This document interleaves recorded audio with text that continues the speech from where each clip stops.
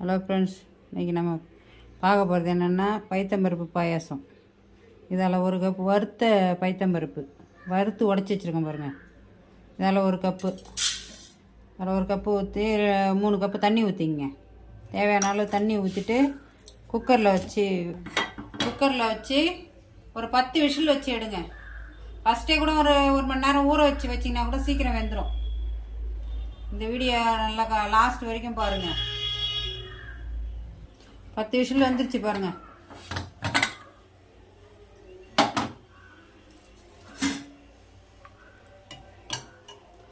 தொட்டு பார்த்தா நல்லா குழஞ்சி இருக்கு பாருங்கள்.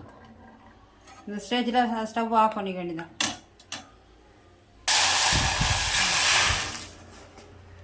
ஒரு பாத்திரத்தில் எடுத்து இது மாதிரி ஊற்றிங்க. இது 4 டம்ளர் வரும். கொஞ்சம் தண்ணியாக லிக்விடாக கொஞ்சம் தண்ணியை வச்சுக்கோங்க. இந்த உடனே இது ஒரு 180 கிராம் இருக்கும் இந்த பருப்பு. அதே 150 கிராம் வெல்லம் போட்டுக்குங்க. 2 ஏலக்காய், ஒரு அரை மூடி தேங்காய்,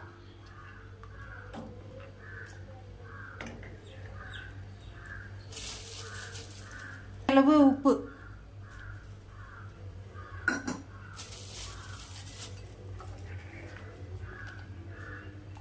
கொதிச்சு வருது பாருங்க. இந்த ஸ்டேஜில் வெல்லம் போட்டுக்க வேண்டியதான்.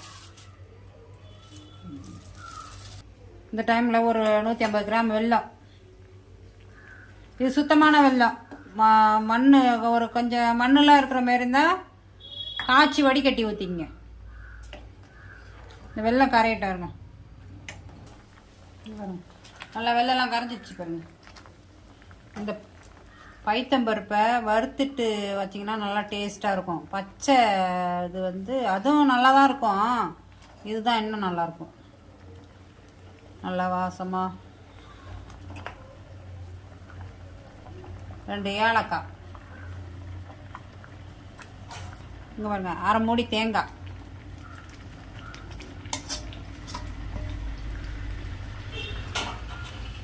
தேங்காயை போட்டு ஒரே கொதி ஆன் பண்ணிட்டு நெய்,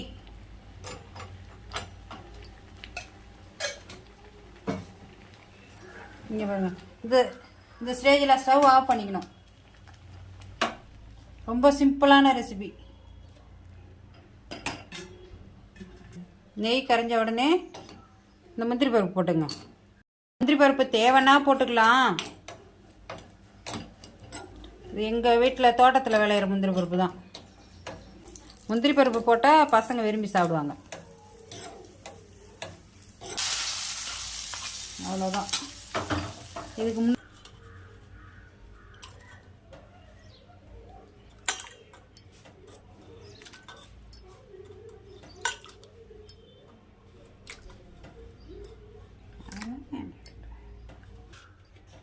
வந்துருக்கு பாருங்க.